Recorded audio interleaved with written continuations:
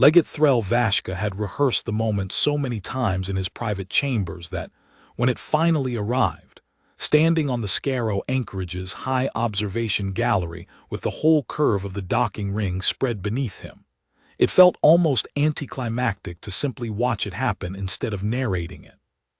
71 minutes to the human transport's scheduled arrival, said his aide, Asen Drow, reading off a data slate with the careful neutrality of a man who had learned exactly how much enthusiasm his legate wanted from him at any given hour. The honor cordon is drilled and in position. The Concordance Feed relay confirms carrier lock across 412 tribute worlds. Fleet Marshal Adashi's security sweep is complete. 412, Vashka repeated, tasting the number.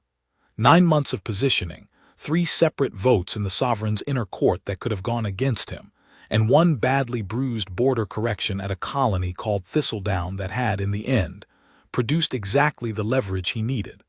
412 worlds would watch Earth's generals walk into Scarrow anchorage under Drevani escort and sign away the fiction that humanity answered to no one.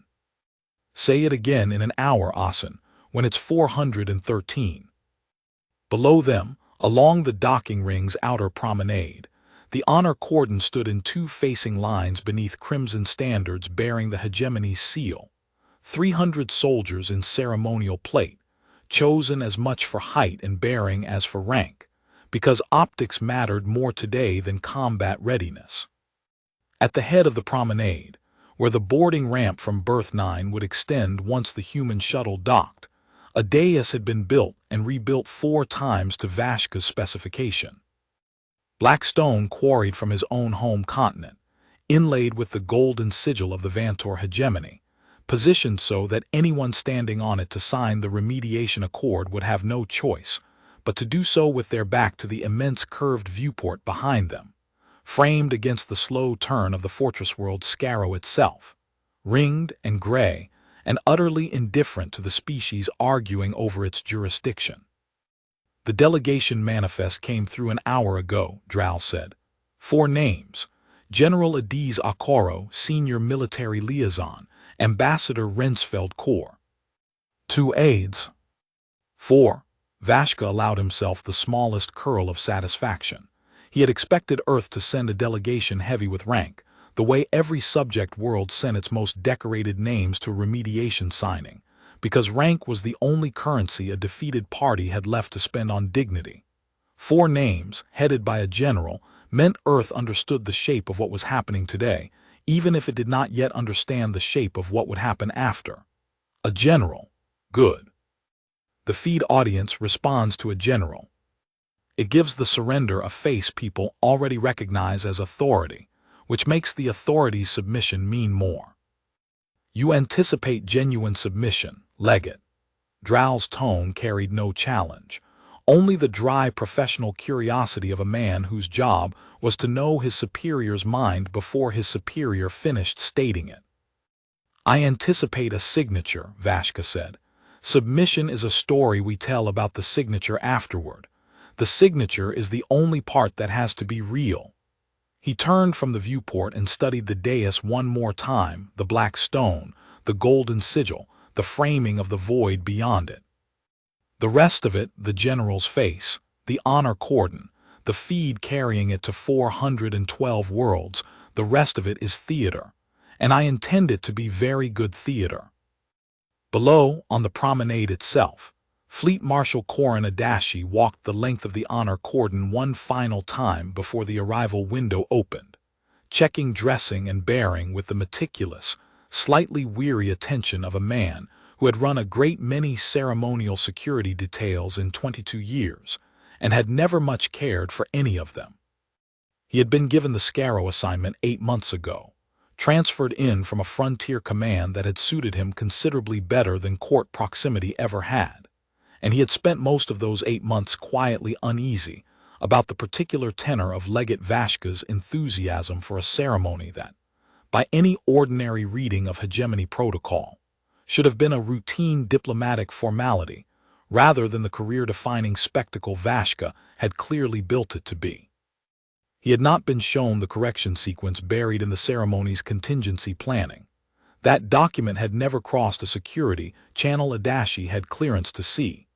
But he had been asked twice by Vashka's office to confirm that Detention Block 4's camera housings had unobstructed sightlines to the main promenade, a request with no operational justification Adachi could construct that did not trouble him somewhere he preferred not to examine too closely. He had raised it once carefully in a private briefing 3 weeks earlier.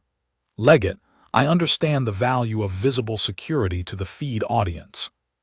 I confess, I don't understand why detention block optics matter to a diplomatic signing at all. You don't need to understand it, Marshal, Vashka had said, pleasant and entirely closed. You need to secure it. Adachi had secured it because that was his function, and he had spent 22 years being good at his function, and he had told himself in the weeks since that a professional soldier who second-guessed every administrative request that crossed his desk without operational justification would not last long in any court posting, let alone this one. He believed that mostly. He had also, without quite admitting to himself that he was doing it, begun keeping a private log of every request from Vashka's office that struck him as procedurally strange, dated and time-stamped, and stored on a data crystal he had told no one about, for no reason he could have articulated cleanly if asked. Except that 22 years of service had taught him that officers who kept nothing on record, when something eventually went wrong, tended to be the officer's history remembered least kindly. A private communique reached Vashka's gallery station 40 minutes before the arrival window, and he took it alone, waving Drow back toward the promenade with an irritation he didn't fully bother to disguise, because the sender was Prime Legate Asara Vantor, and Asara's calls in the final hour before a career-defining ceremony were never simply well wishes. You look well rested for a man about to be watched by 412 worlds, Asara said, her projected image sharp and faintly amused in the way that always made Vashka feel, however briefly, 9 years old again, and standing in front of a tutor who already knew the answer he was about to get wrong. I trust the theater is as thoroughly arranged as you've spent the last month assuring me it would be. Thoroughly, Vashka said. You'll have your signature within the hour, Prime Legate, and the Sovereign's Court will have 412 worlds worth of evidence that the Vantor Line's frontier policy is not, in fact, soft. I would remind you, Asara said, and the amusement thinned considerably, that I spent no small amount of political capital arguing for your confirmation on the strength of Thistledown alone. Councillor Reth still believes the correction was excessive for the provocation involved, and Councillor Reth has allies. If this ceremony produces anything less than an unambiguous public triumph, you will not be the only member of this family whose position becomes considerably harder to defend.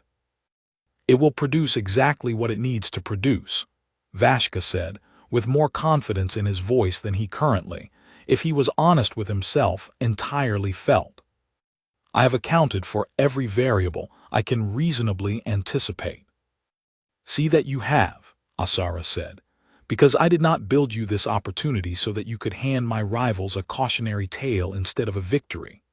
And the projection dissolved before Vashka could formulate a reply that would have satisfied either of them, leaving him alone in the gallery with the promenade's crimson banners stirring faintly below, and a private, unwelcome awareness that Asara's threat was not idle. That his own family's patience for a legate who produced spectacle without result had a shorter horizon than his 9 months of careful planning had allowed him to properly reckon with, and that the correction sequence waiting in reserve beneath the ceremony's official schedule was. In some private accounting, he'd never fully admitted even to himself, as much insurance against Asara's disappointment as it was leverage against Earth. He had told himself more than once in the last month that the contingency would almost certainly never need to run, that the delegation would arrive, the signature would be obtained cleanly, and the correction sequence would remain exactly what he preferred to think of it as, an unused option, a demonstration of thoroughness rather than an actual intention. He believed that most days. He believed it rather less in the minutes immediately after Asara's projection dissolved, standing alone at the gallery rail with 40 minutes left on the clock, and a private, cold certainty settling into him that whatever happened in the next hour, failure was no longer a survivable outcome for him in any version of the political landscape he now had to navigate. What Vashka did not say to Drow, because Drow did not need to know it, and because some plans survived best in a single mind, was that the signing itself was never meant to be the end of the ceremony. The Remediation Accord's third clause required a verification inspection of the delegation's persons and effects before the signature could be legally witnessed, a routine security formality on every world in the hegemony, and on Scarrow Anchorage today, a formality that would discover, with perfect and entirely engineered inevitability, a weapon concealed among the human delegation's effects. A pretext requires only the appearance of a violation, not an actual one, and Vashka had spent 3 weeks and a discrete sum of unregistered currency ensuring the appearance would be flawless. The moment the weapon was found, Article 9 of Hegemony Emergency Protocol authorized immediate and lethal correction of any threat discovered inside a secured witnessing venue, and Thistledown's 47 remaining hostages, held 2 decks below in a detention block, Vashka had specifically requested be within camera range of the main promenade for the processing ceremony scheduled to follow the signing, would provide the correction's visible target. 47 humans, executed on camera as the demonstrated consequence of Earth's own treachery, witnessed by 412 worlds under a legal doctrine so old the hegemony's founding charter cited it verbatim. Unwitnessed word does not bind, but witnessed truth cannot be unmade. Once the Concordance Feed carried it, no tribunal, no later evidence, no inconvenient recording smuggled out afterward could undo what 412 worlds had already seen with their own eyes and accepted as fact.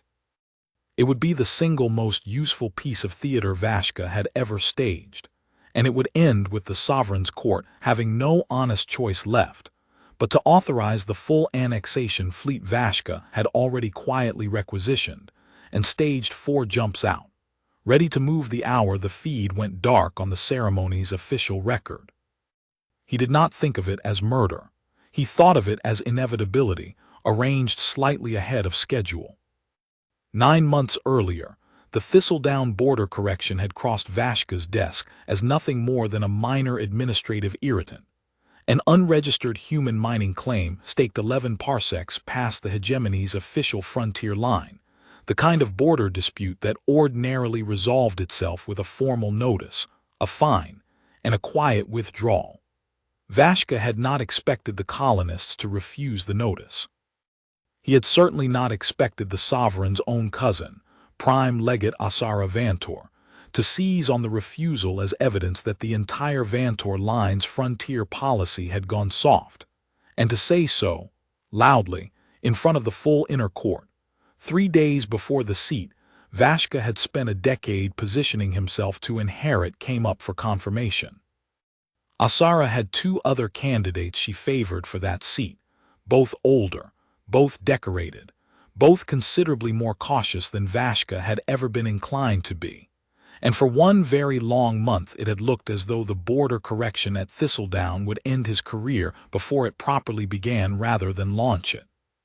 He had turned it, instead, into the single most consequential decision of his life, by doing what none of Asara's cautious candidates would have had the nerve to do.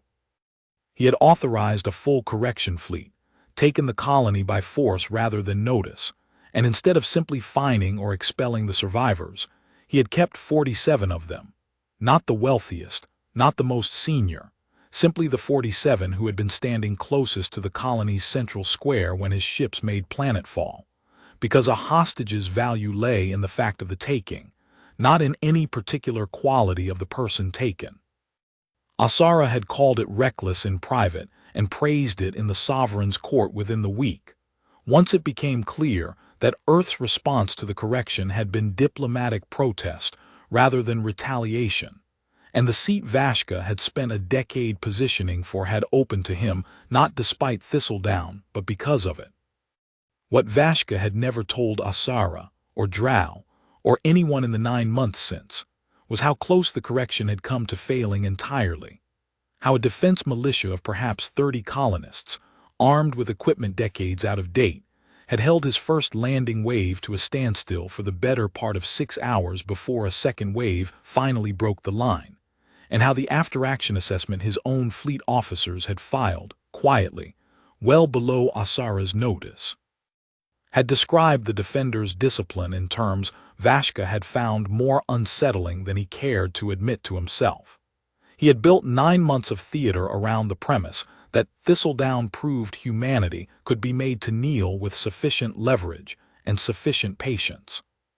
He had built none of that theater around the far less comfortable fact that Thistledown had also proven, in its own quiet way, that 30 untrained colonists with obsolete rifles had cost him 6 hours and did not know they were supposed to lose.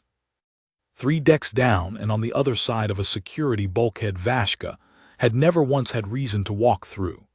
Anathuriel sat in the narrow confines of broadcast control and watched the same 71-minute countdown tick down on a secondary display, and felt something in her chest that she had been carefully not naming for 6 weeks.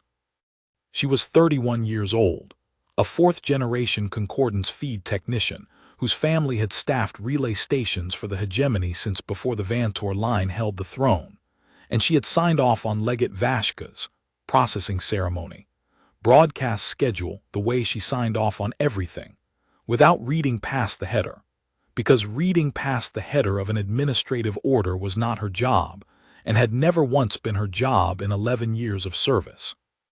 She had read past the header this time by accident, chasing down a technical query about camera placement in the detention block, and had found, buried in an addendum she was fairly certain Vashka had not meant to root through her queue at all, a contingency broadcast sequence labeled Correction Feed, Article 9, prepped and ready to override the main signal the instant a specific security flag was raised. She had told no one. She was not entirely certain, even now watching the countdown, what she intended to do about it.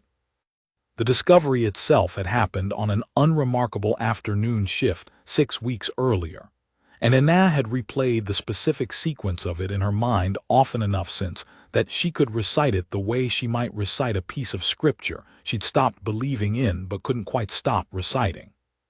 She had been reviewing camera placement requests for the upcoming signing ceremony, a routine technical task, cross-referencing sightline requirements against the station's physical layout, when she noticed that Detention Block 4's 4 camera housings had been requisitioned not through the standard ceremonial broadcast queue, but through a separate administrative channel she didn't have regular access to, flagged under a project designation she'd never encountered in 11 years of service. Correction Feed, Article 9.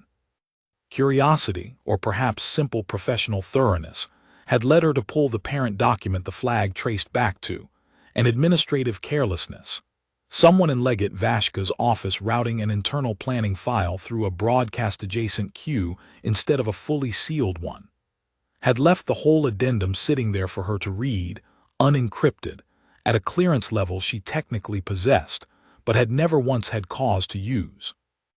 She had read it twice, the second time slower than the first, checking each time for some alternate interpretation that would make the document mean something other than exactly what it said, and had found none.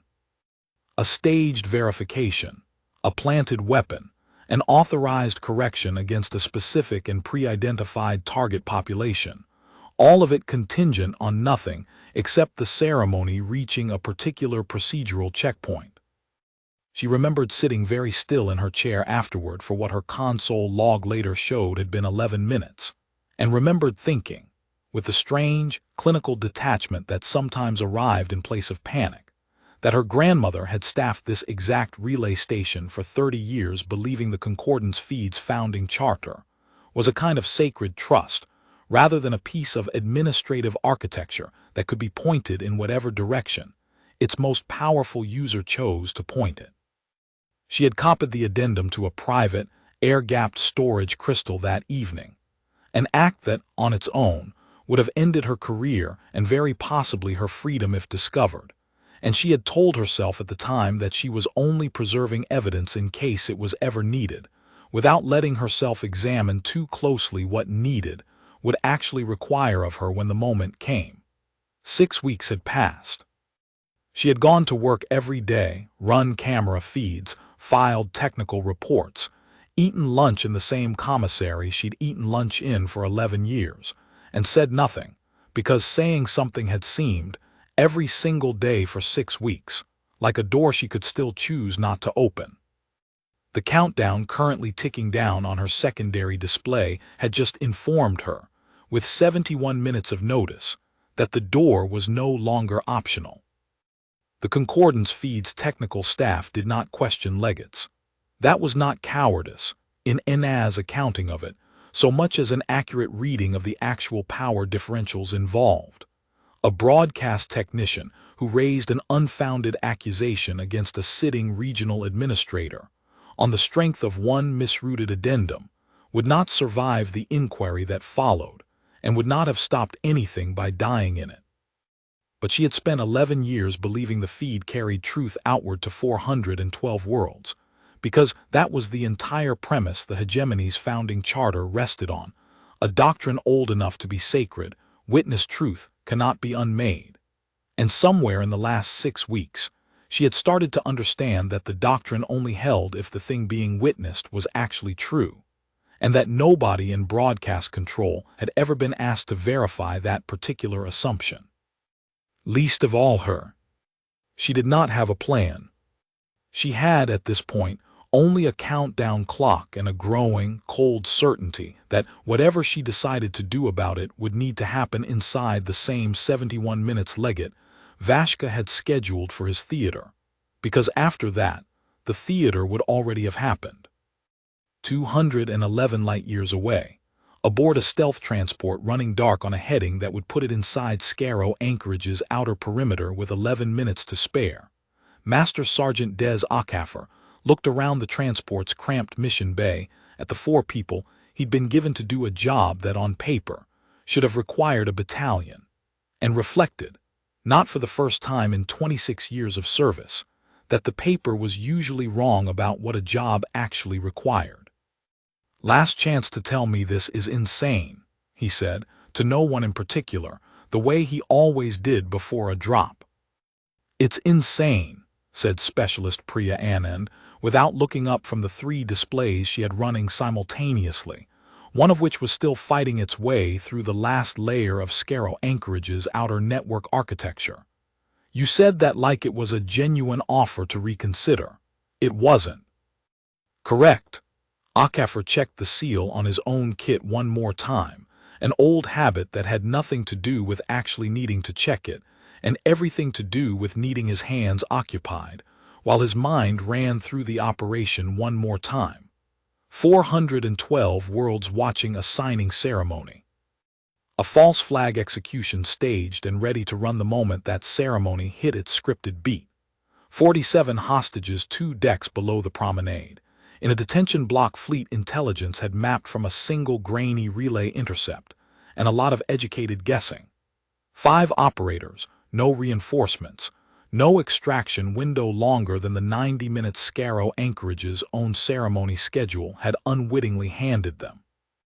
Joint Command didn't send 4 names and 2 aides, because they thought a general could talk Vashka out of it. They sent us because somebody upstairs did the math on what 47 public executions, witnessed across 412 worlds, would cost Earth in the next annexation vote, and decided the math only worked if nobody ever got the chance to witness it in the first place.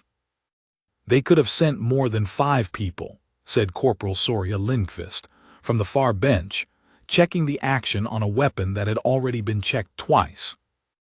They could have sent 5,000 people. If 5,000 people fit through a 9-meter berth door disguised as a diplomatic shuttle without setting off every sensor suite on the station, HFY said. This isn't a numbers fight, Lindqvist. It was never going to be a numbers fight. Vashka built himself a stage with 300 ceremonial troops on it because he wants an audience, not a battle.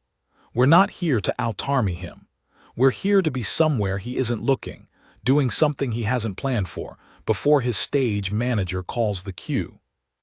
Sergeant Thomas Brenner, still methodically loading a breaching charge with the unhurried patience of a man who had done it too many times to rush, didn't look up either, but he grunted something that might have been agreement.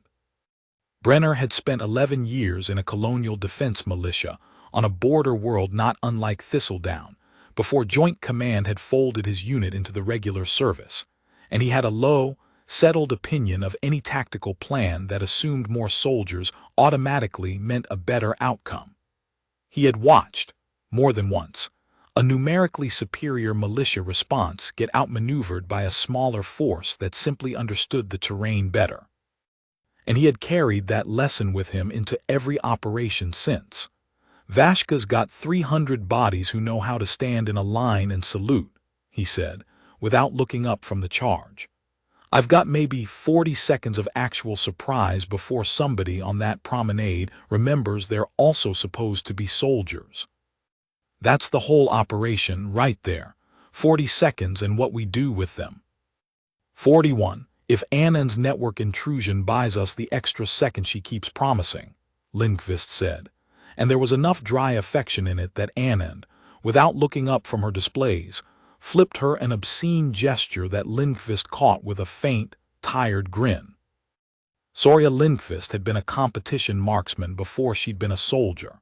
One of the rare recruits Joint Command selection boards had fast-tracked directly into special operations, training on the strength of a reputation that preceded her by several years.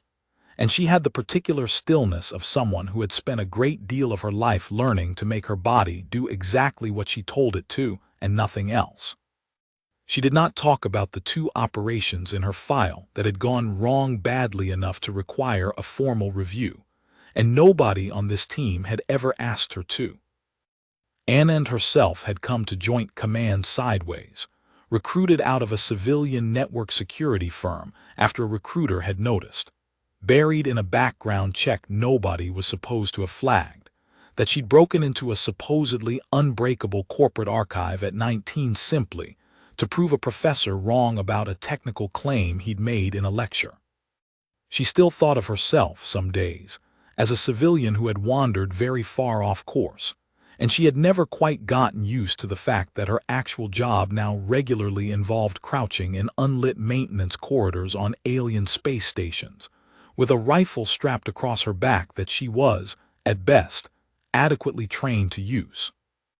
HFY looked around the bay one more time at Annan's displays, at Lindqvist's rifle, at Brenner's charge, and last, at the 5th member of his team, who had not said a word in the last 4 minutes and was sitting with her forearms braced on her knees, staring at a still image on her own slate that HFY already knew without needing to ask, wasn't mission material.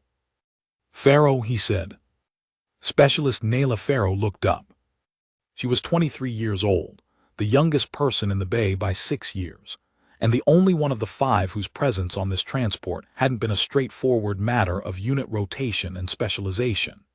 She requested the assignment the hour Joint Command's intelligence brief had come across her desk with a hostage manifest attached, and she'd requested it in language direct enough that her co had signed off on it inside a day, rather than sending it up through the review it technically should have gotten.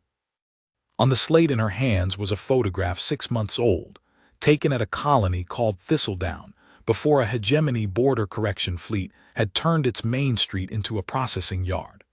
A 15-year-old boy with her mother's jaw and their father's stubborn mouth, squinting against the sun, holding up a fish he'd caught in the irrigation channel like it was a trophy from a war he hadn't known was coming.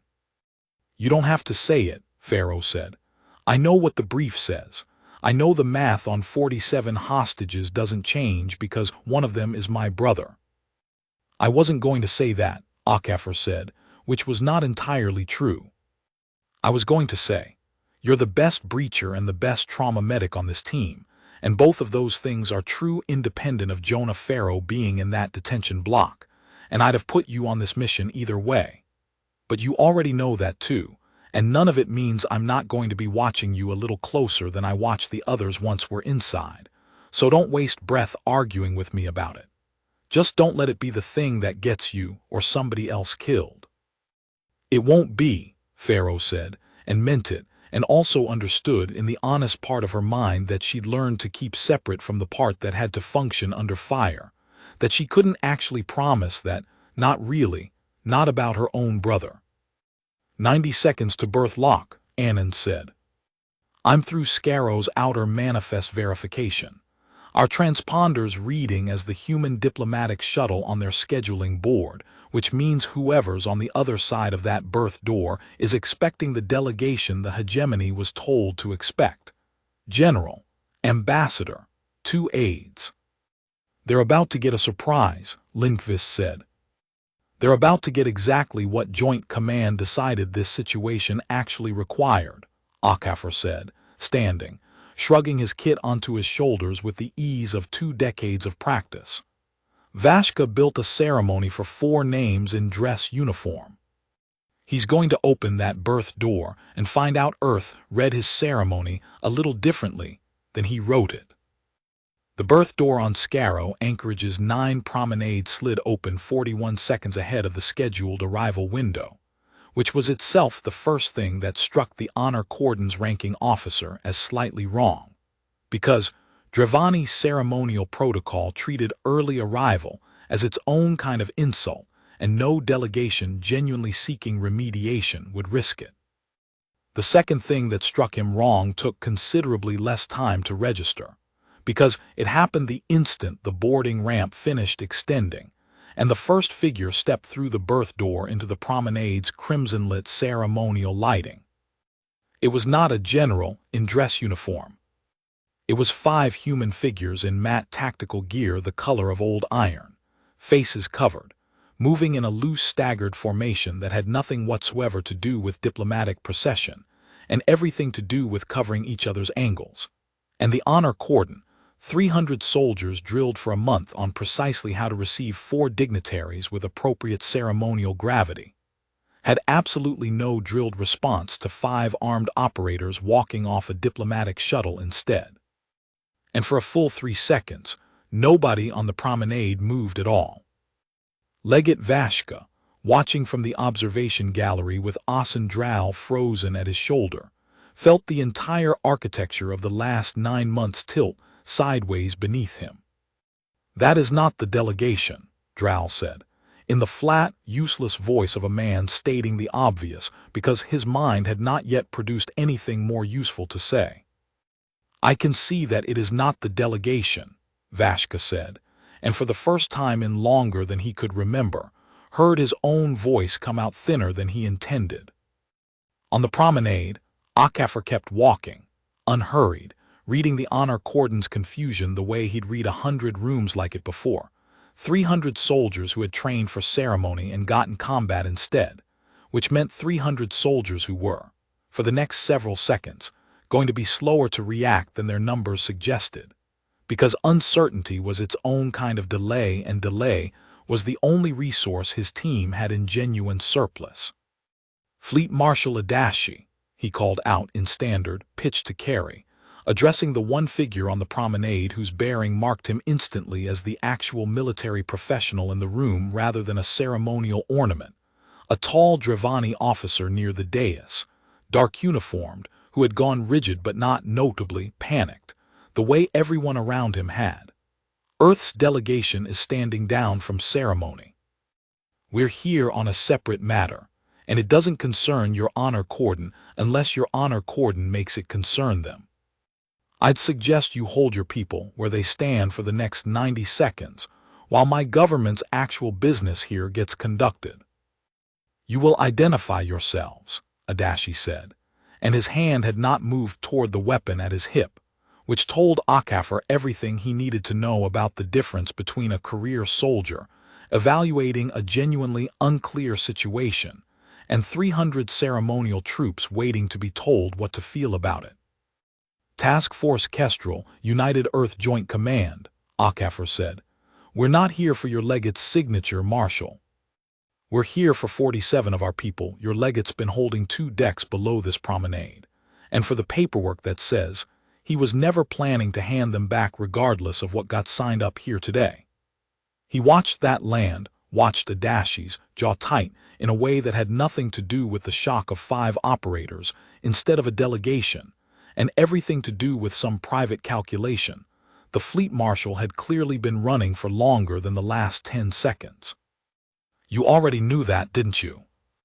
Adashi said nothing, which was itself an answer, and in the gallery above, Vashka's hand closed hard enough on the observation rail that Drow heard the knuckles crack. Seal the promenade, Vashka said. Seal every deck between here and detention block 4. I want that transport's berth door welded shut if that's what it takes, and I want— He stopped, forcing his breathing level, because Asen Drow was still standing at his shoulder, and a legate who came unglued in front of his own aide during the first genuine crisis of his career would not survive the political fallout even if he survived the operational one. Sound the internal alert. Quietly. I don't want 412 Worlds feed relay picking up a general alarm before I decide what story this becomes. 3 decks down in broadcast control, Anathura watched the internal alert light flare amber across her console, a channel restricted to station security, not routed through the public feed, exactly as Vashka had ordered, and understood, with a clarity that arrived all at once instead of building slowly, that whatever the delegation currently causing that alert actually was, it had just handed her the only window she was ever going to get. She keyed her comm to the narrowest possible channel, one that terminated only in the security office 2 corridors down, and got Deputy Warden Coral on the line inside 4 seconds. It's a now. Something's happening on 9 Promenade. I need to know if it's touched Detention 4 yet. Negative, quiet down there so far, Coral said, tight and fast, the voice of a man who could tell something was wrong without yet knowing what. Why? What are you seeing from broadcast? Nothing good, Anas said, which was true and also not remotely the whole of it, and she cut the channel before Coral could ask a follow-up question she wasn't yet ready to answer, because the honest answer, that she had spent 6 weeks sitting on evidence of a planned massacre, and had done nothing about it until an armed human incursion forced her hand, was not one she particularly wanted on record with station security before she decided what to do next. What she decided, in the next 90 seconds, watching Scarrow Anchorage's internal security net light up deck by deck as Vashka's seal order propagated outward from the promenade, was that she was done being a technician who did not read past headers. Inside the promenade, the 3 seconds of stillness broke all at once. A junior officer near the dais, closer to panic than professionalism, shouted an order that half the honor cordon obeyed and half didn't, and the loose crimson lines fractured into a knot of soldiers unsure whether they were meant to be defending the dais, sealing the berth, or simply standing very still until someone senior told them otherwise. Akafor used the fracture the way he'd planned to use it from the moment the transport's approach vector had confirmed the ceremony's timing, not to fight through 300 soldiers, which had never been the plan, but to disappear from among them. 5 figures peeling off the promenade's open floor into the service corridor Anand's network intrusion had already mapped, gone before the honor cordon's confusion resolved into an actual pursuit order. 2 decks down, 40 meters aft, Anand said, running point on navigation from the small tactical display strapped to her forearm, voice pitched low, and even despite the fact that her hands, Farrow noticed, were not quite steady.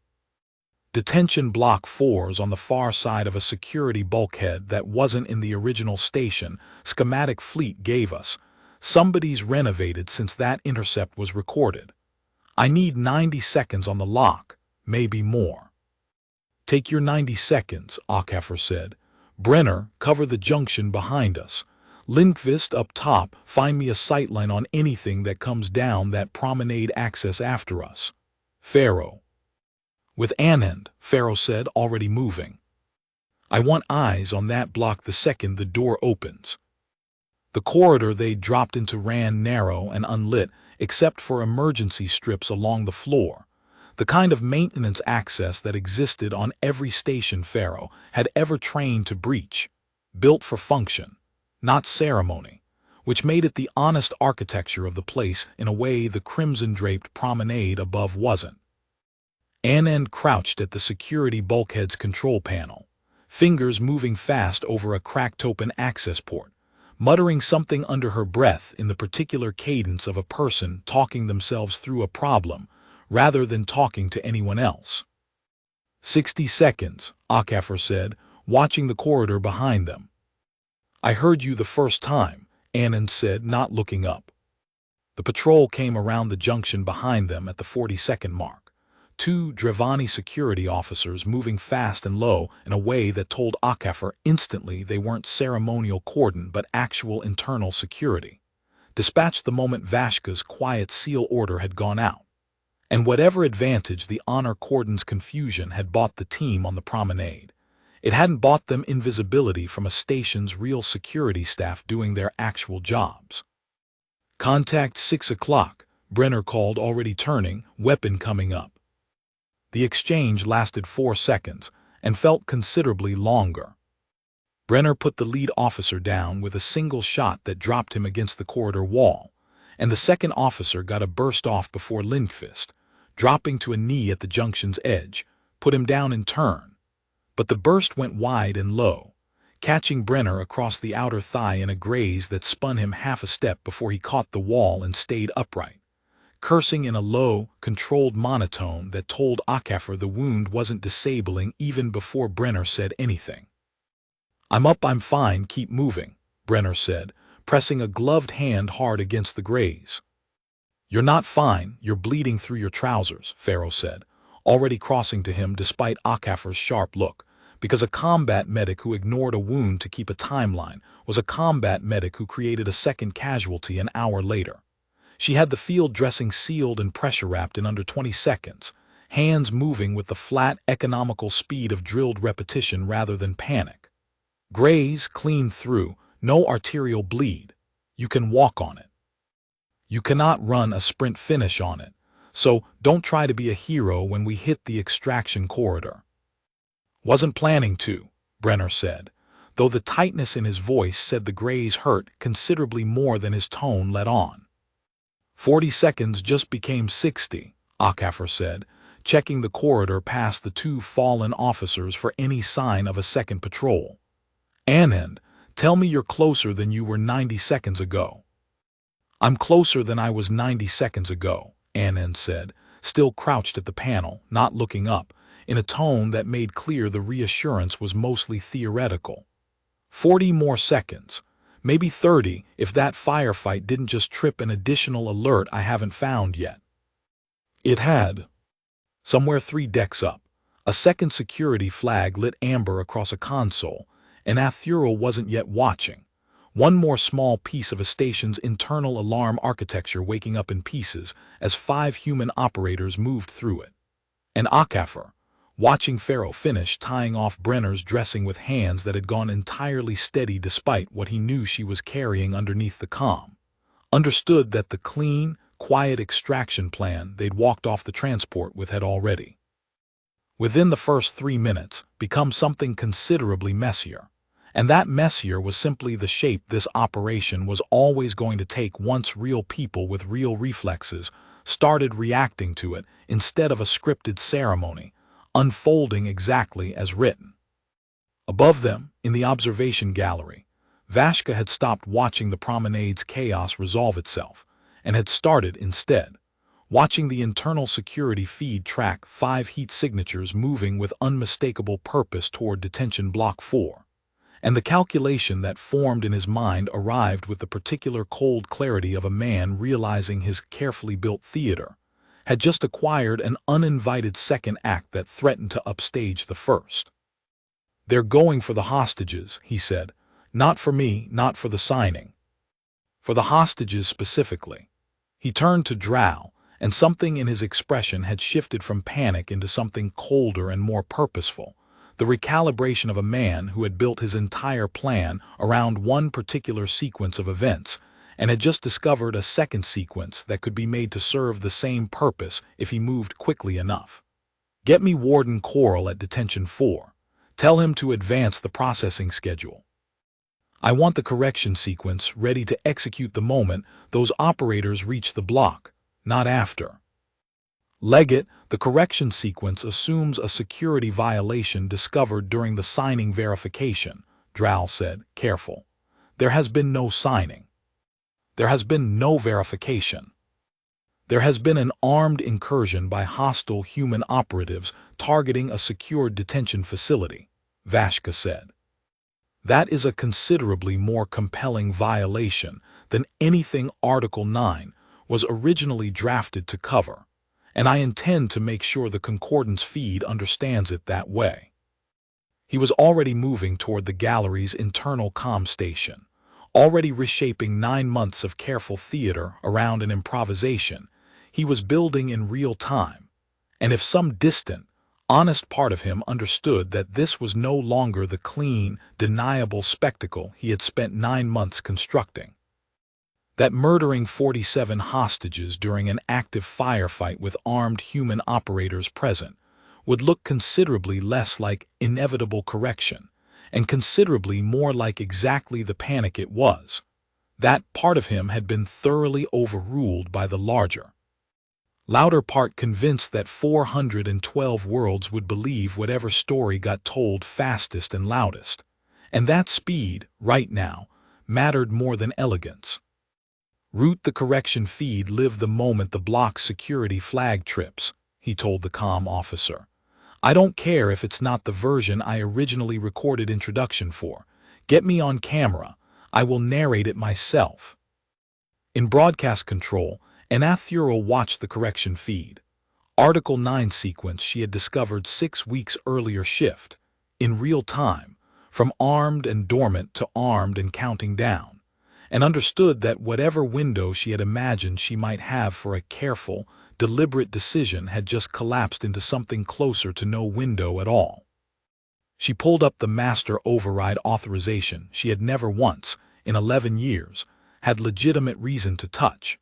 A control that could seize the Concordance Feed's live carrier signal away from any subordinate broadcast queue, including Vashka's correction sequence, and route an alternate source directly to all 412 worlds currently locked onto the ceremony relay. It required a warden-level authorization code she did not possess. It also required, she had learned 11 years ago during a training rotation, nobody had ever bothered to revoke her access to, a secondary technical bypass that any competent broadcast engineer with deep systems access could execute in under 2 minutes if they were willing to burn every professional protection they'd ever had, because the bypass would be logged, permanently, under her own credentials, the instant she used it.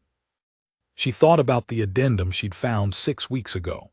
She thought about 11 years of not reading past headers. She started the bypass sequence.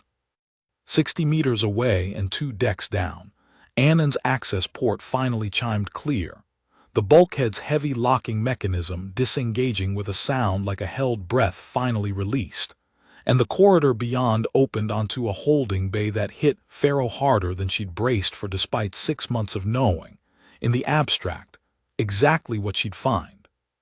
47 people, held in a space built for perhaps 30, sitting or standing in loose, exhausted clusters along the walls of a bay with a single high barred window and camera housings mounted at 4 corners. Camera housings, Farrow registered with a cold drop in her stomach, that were active, lenses tracking, feeding something to somewhere in real time. Faces turned toward the breached door with the particular flat wariness of people who had learned, over 6 months of captivity, that new arrivals rarely meant good news. And near the center of the bay, sitting on an overturned crate with his knees drawn up, and his mother's jaw set in an expression Farrow recognized instantly because she'd worn the same one at 15, was Jonah Farrow. Jonah. His name came out of her before she'd consciously decided to say it, muffled through the mask she hadn't stopped to remove. He looked up, and for a full second didn't place the voice through the gear, and then something in his face broke open all at once. Naila. He was up off the crate and across the bay before anyone could tell him to stay put, and she caught him hard, one arm still up covering the doorway on reflex even as the other pulled him in, and behind her HFY was already moving into the bay calling out, low and fast, the specific practiced cadence of a man managing 47 frightened civilians instead of one reunion. Everyone up, everyone moving. We go in groups of 10, quiet and fast. Follow the operator directly in front of you, and nobody stops to grab anything.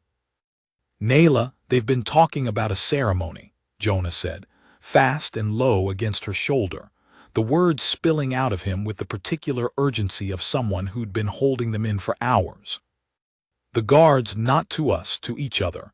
They didn't think we understood standard well enough to follow it, but some of us do. And they kept saying something about the signing schedule and a correction feed, and one of them looked right at these cameras this morning and laughed about how good the block looked for the broadcast.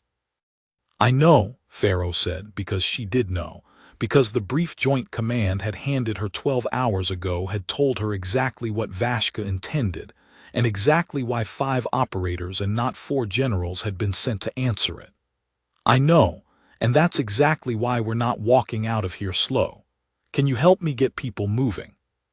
You know these people better than I do right now.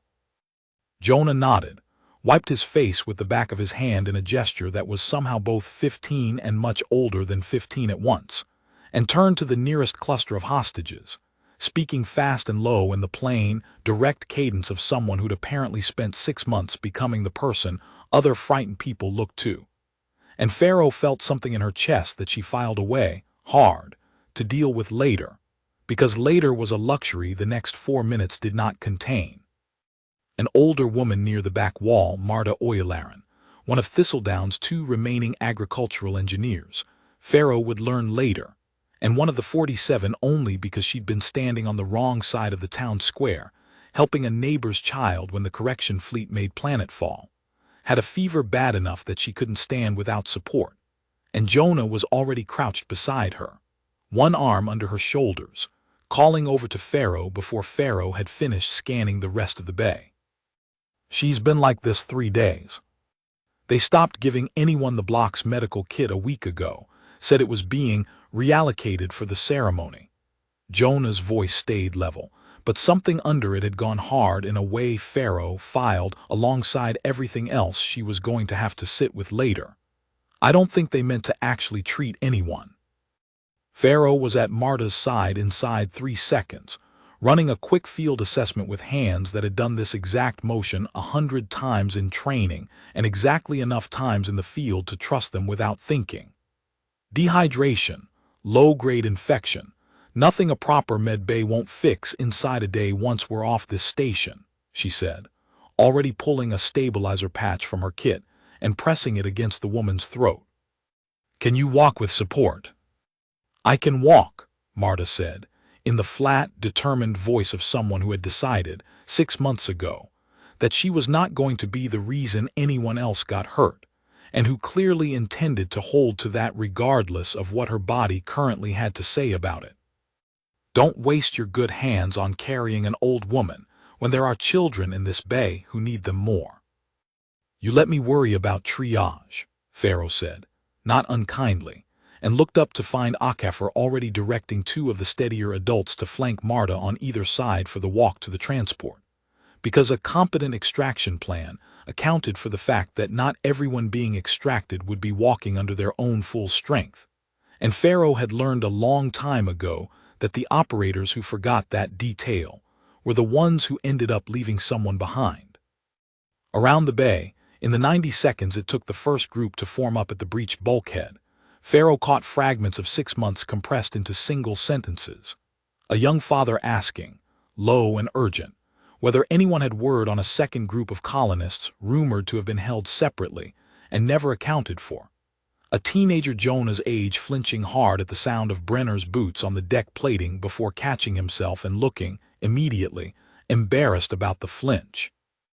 An elderly man reciting, under his breath, what sounded like a list of names over and over, in the specific cadence of someone making sure he did not forget a single one of the people who hadn't survived the correction fleet's original landing. Farrow filed all of it, the way she filed everything in an active extraction, into the part of her mind she'd trained herself to keep separate from the part currently running triage and headcount, and promised herself, the way she always did and didn't always manage to keep, that she'd let herself actually feel the weight of it once every one of these 47 people was somewhere safe.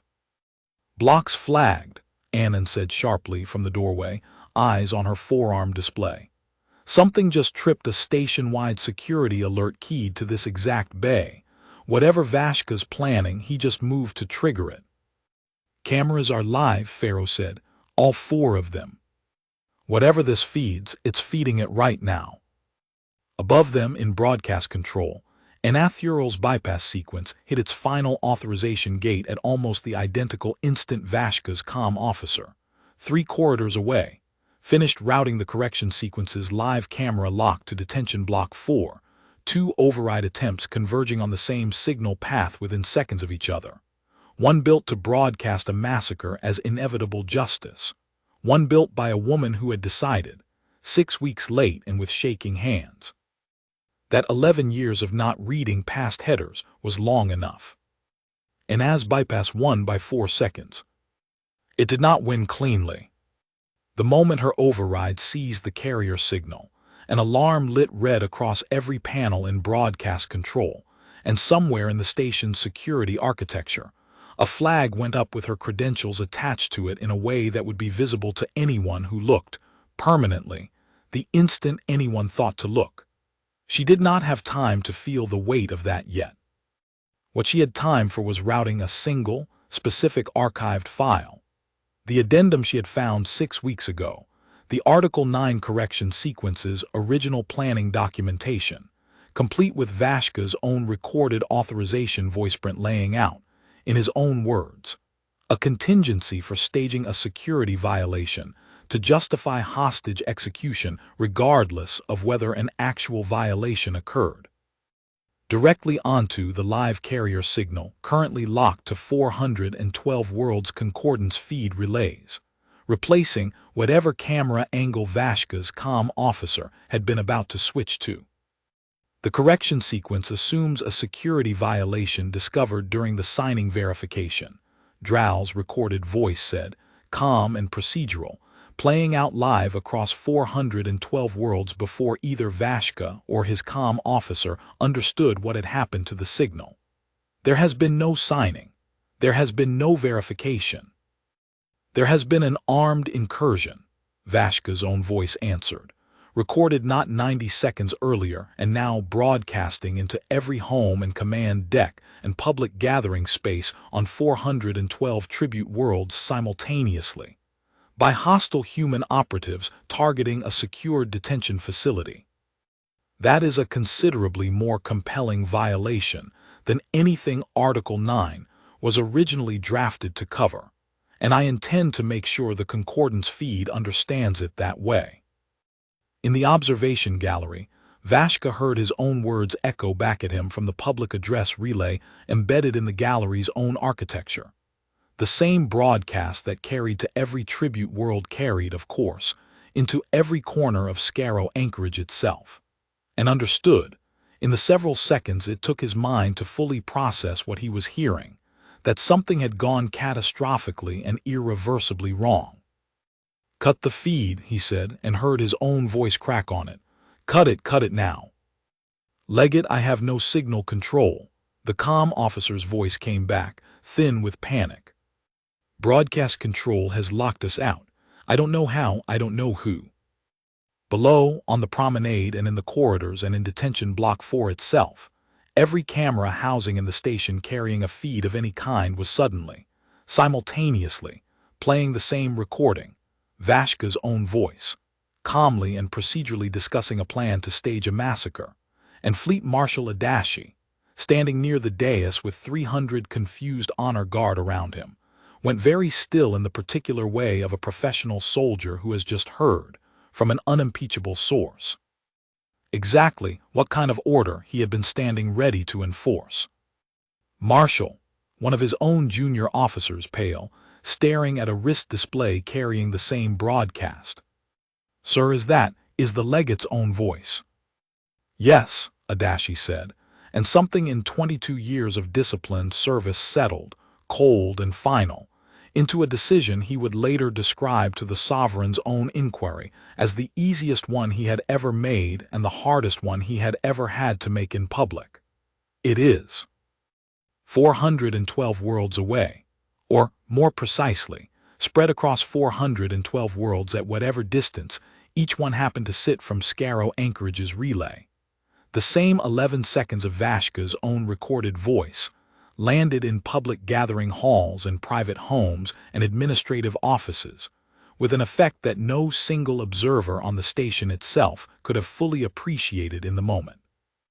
On a tribute world called Asheville, 3 jumps Corward, a public magistrate mid-address to a civic assembly stopped speaking entirely as the hall's broadcast screens cut, without warning, from the ceremonial promenade to Vashka's calm, procedural voice describing a plan to murder 47 hostages, and the assembly, several hundred of the world's own citizens, gathered for what had been billed as a routine tribute status review, sat in a silence that the hall's own recorder later logged as lasting nearly 90 seconds before the first voice in the crowd said, simply and to no one in particular, "They were always going to do that to us too, eventually. Weren't they?"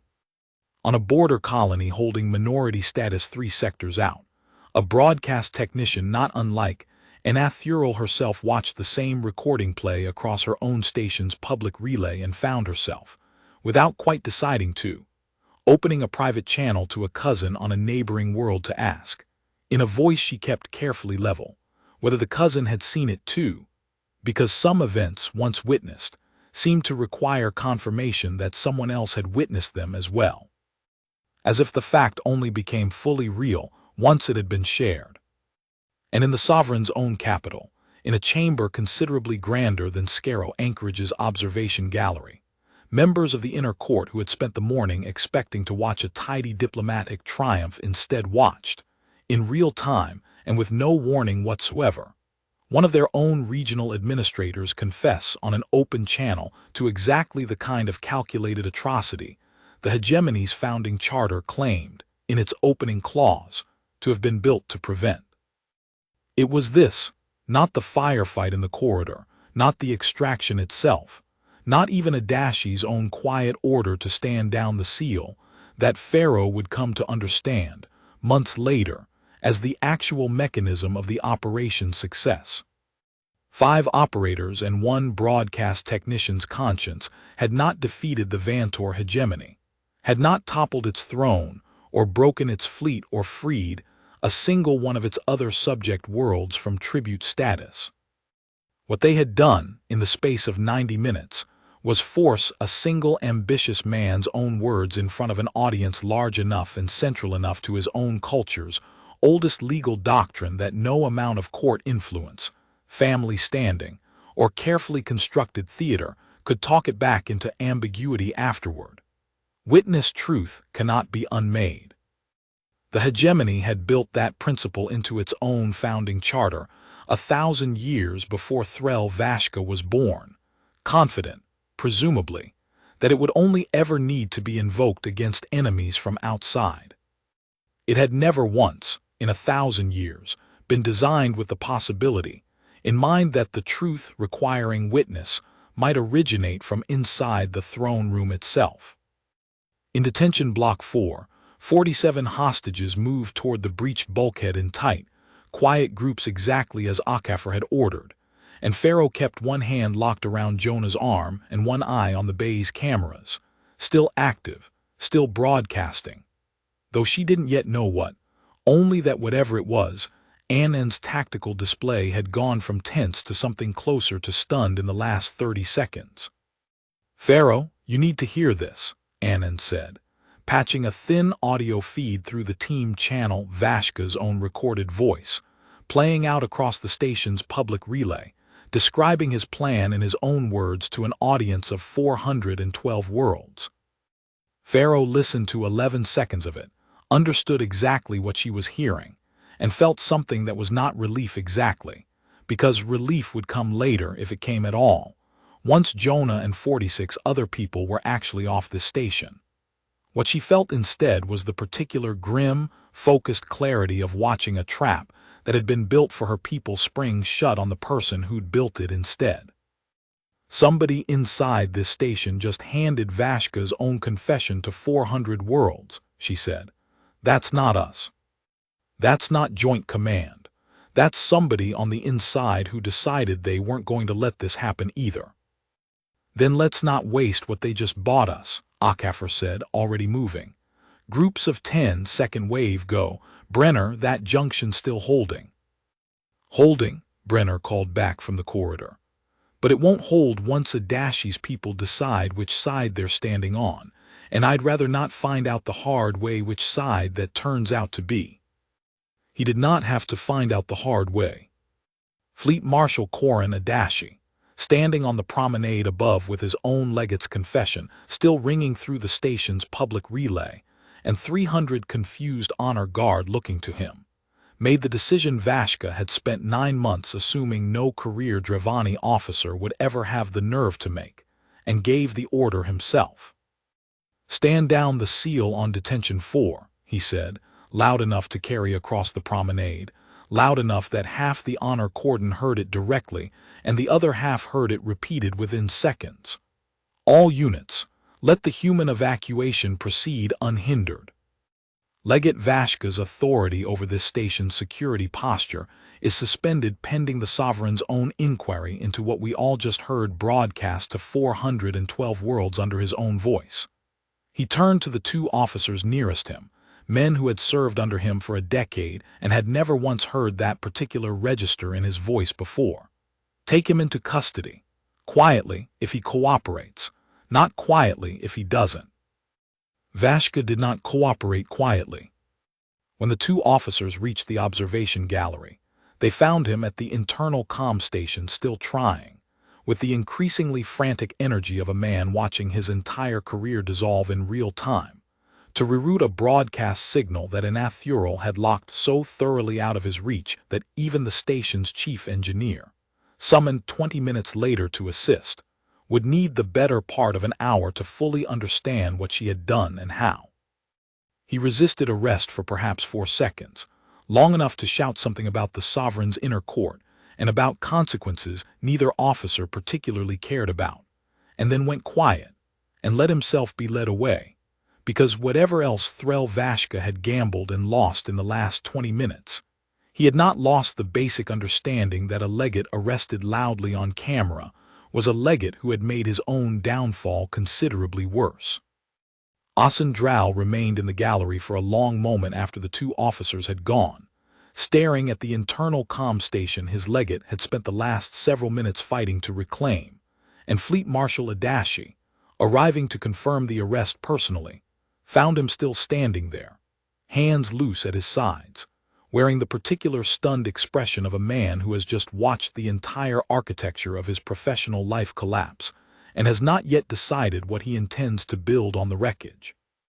"You knew nothing of the correction sequence," Adashi said.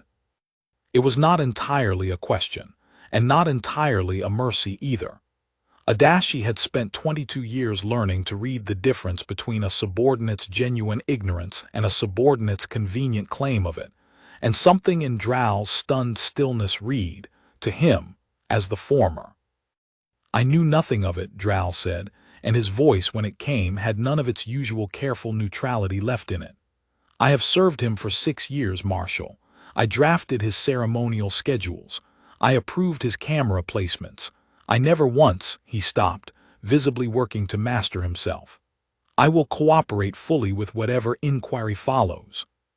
I would like that understood and recorded now, before anyone has reason to wonder whether I would.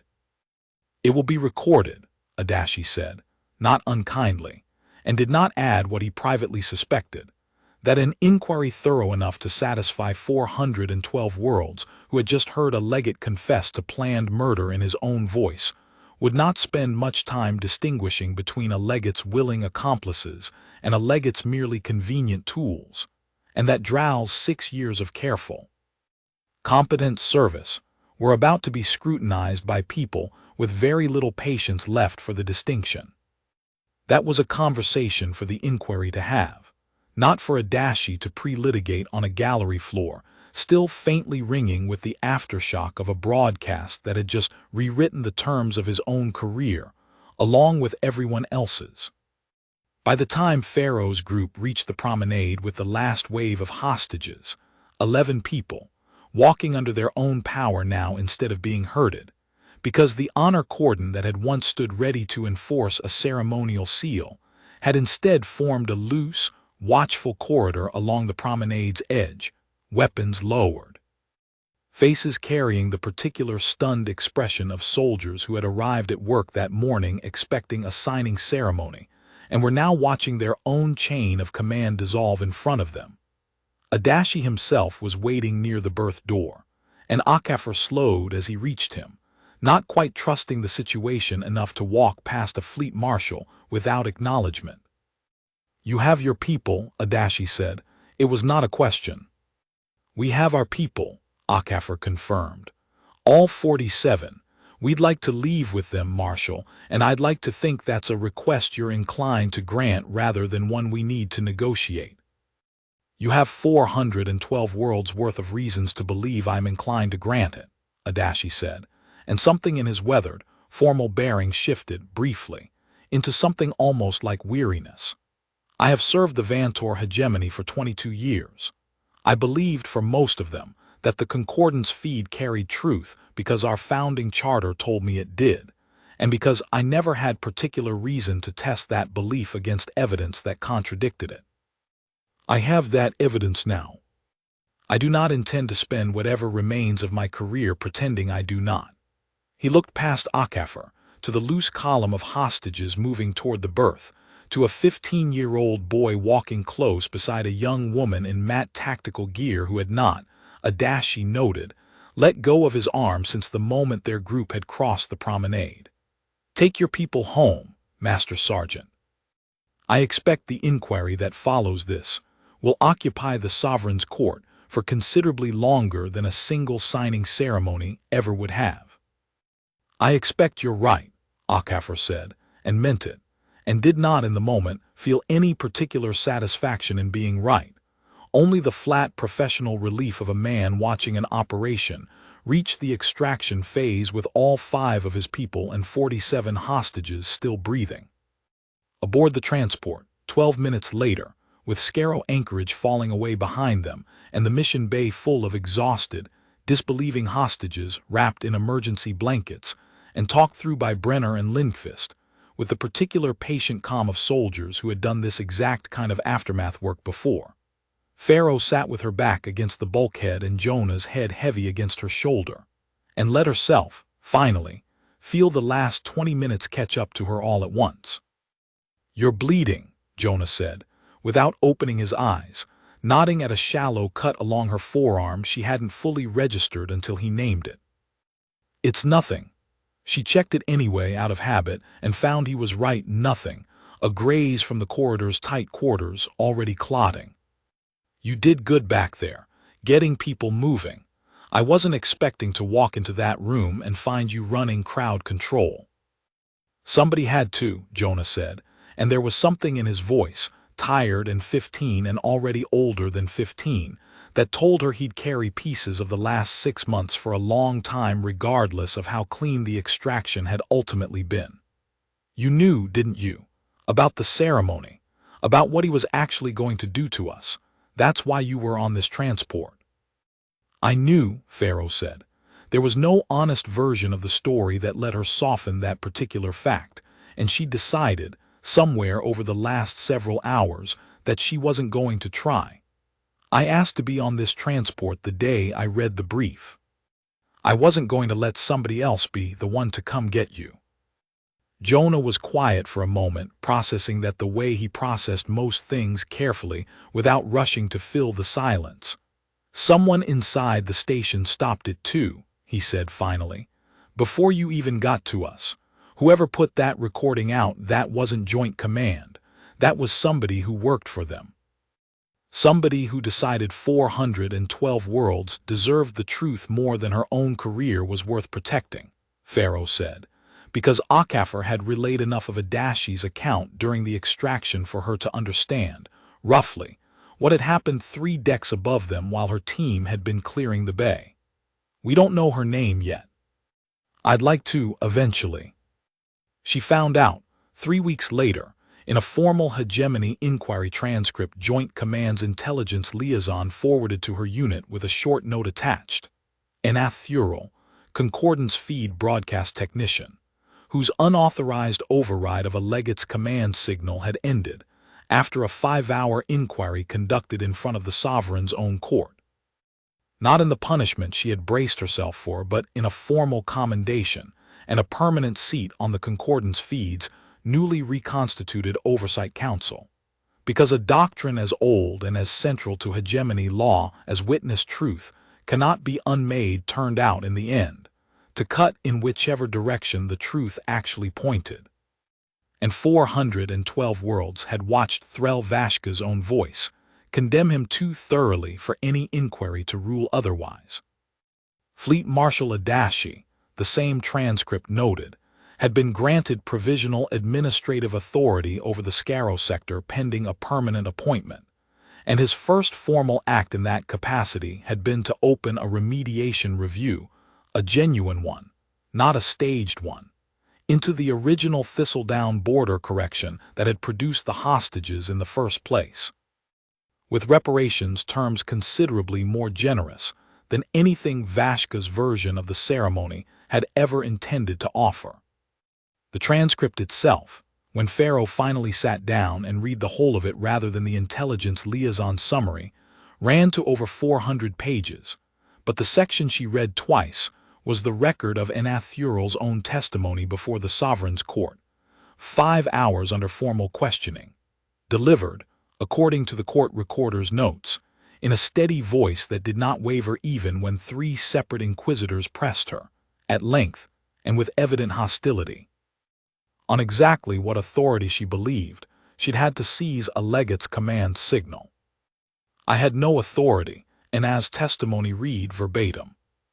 I had a technical bypass I was never meant to use, and a piece of evidence I sat on for 6 weeks longer than I should have.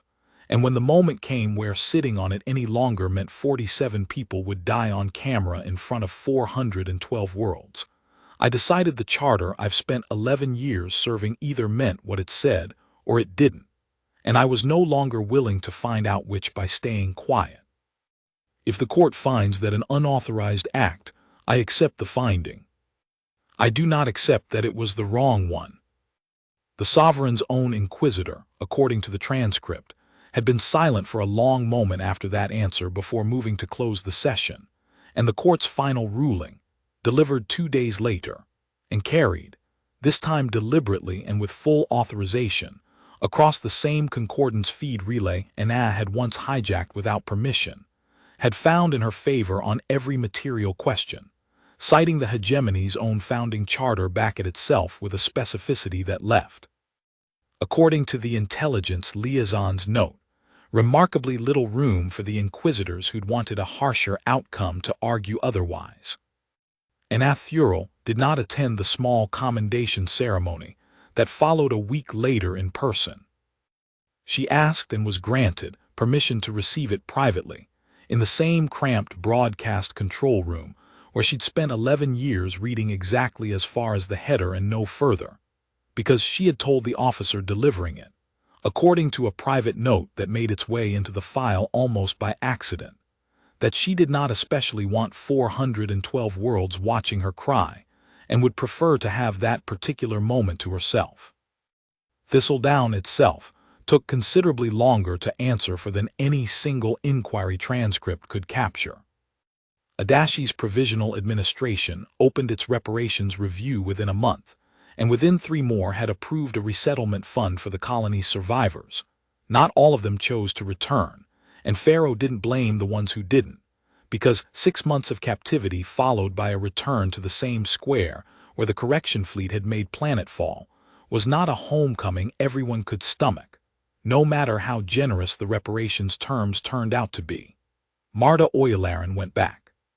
She sent Farrow, through the slow, careful channel Joint Command maintained for exactly this kind of correspondence, a short message 4 months later that said only that the irrigation channels were running again, and that she'd planted the first new field herself, badly, with hands that hadn't done real field work in half a year, and that it had felt like the first entirely ordinary thing she'd done since the correction fleet arrived. Farrow kept the message. She didn't entirely know why, except that it seemed like the kind of small, unremarkable fact worth holding onto in a job that mostly handed her large, remarkable ones instead. None of it undid 6 months. Farrow understood that clearly enough, watching Jonah across the mess hall table 3 weeks later, 60 pounds lighter than the boy in the photograph with the fish, laughing at something Lindqvist had said with a genuine looseness that was slowly, unevenly, coming back into him the longer he was home. There was no accord, remediated or otherwise, that reached backward and gave him back 6 months of not being afraid, and Farrow had stopped, somewhere over the last 3 weeks, expecting there to be one.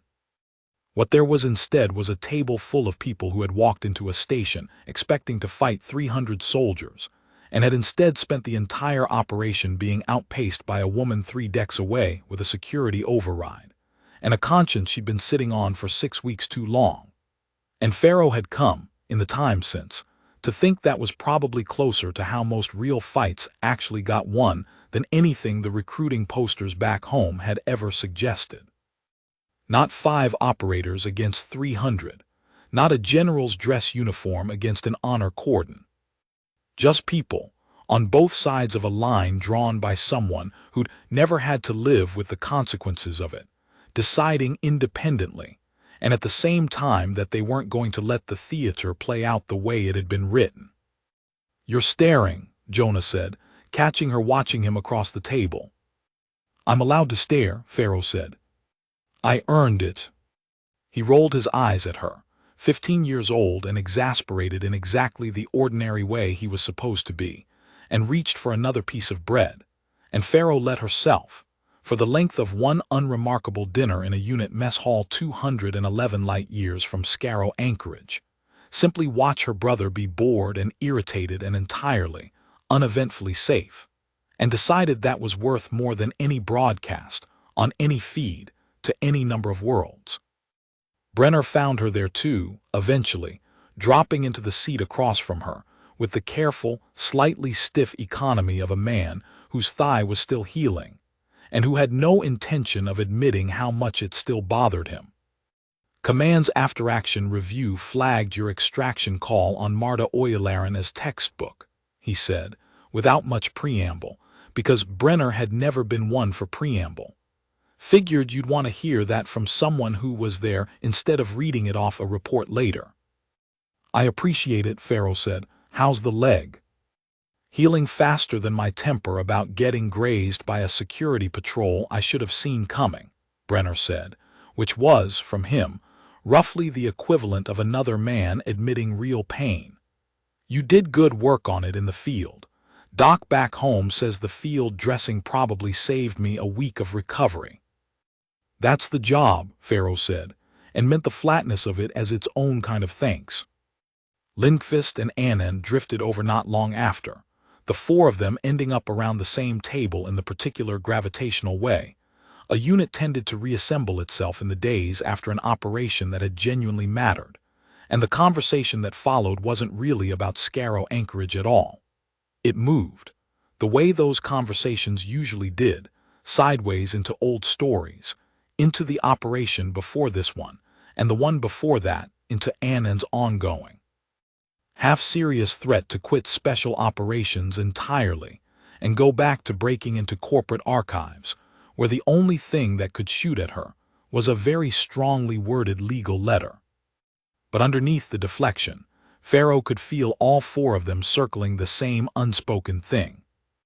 That Joint Command's decision to send 5 people instead of a battalion had been, in the coldest possible accounting, a bet that somewhere in a briefing room 211 light-years from Scarrow Anchorage, someone had weighed 47 lives against the specific, narrow skill set of exactly this team, and had decided the bet was worth making, and that the bet had paid off this time in a way that didn't erase how easily, in a dozen small ways across those 90 minutes. It could have gone the other direction instead. You ever think about it, Annan said, quieter than her usual register, that if Enath Thurl hadn't found that addendum on her own, 6 weeks before we even got the mission brief, none of what we did in there would have mattered. We'd have gotten the hostages out, maybe, if we were fast enough. Vashka's own recorded voice still runs on schedule to 412 worlds regardless, and it's not a confession playing on that feed. It's a massacre, and everybody just watches it happen and calls it inevitable correction, because nobody inside the station had the nerve to open the door on what they'd found 6 weeks earlier. I think about it, Farrow said, because she did, more than she'd admitted to anyone including herself. I think that's exactly why Command doesn't build extraction plans that only work if everything goes perfectly. We did our job. She did hers. Neither one of those things was the whole plan by itself, and I don't think either of us knew that going in. Comforting, Lindqvist said, dry, in the specific way that most of the true things in this job turn out to be. Akeffer found her afterward, in the corridor outside the mess, and handed her a data slate without much preamble. Joint Command wants a written account of the extraction for the after-action file. Command's already flagged this one as a training case study. Apparently somebody in planning wants future briefs to stop assuming a hostage rescue needs to look like an invasion to work. What do I even put in it? Farrow said, only half joking. Send 5 people instead of an army and hope somebody on the other side is having a crisis of conscience at the same time you are. That's not exactly a repeatable doctrine. Put in that Joint Command sent us because they'd already done the math on what happens when the other side expects generals, and get something they haven't planned for instead, Akeffer said. Vashka built 300 soldiers and a stone dais and 400 worlds of audience, and none of it accounted for 5 people who weren't interested in his ceremony at all. That's not luck, Farrow. That's the entire point of what this team is for. Write that down. Command can decide what to call it. Farrow looked down at the blank slate, thought about a 15-year-old boy laughing at a mess hall table 2 corridors away, and started to write.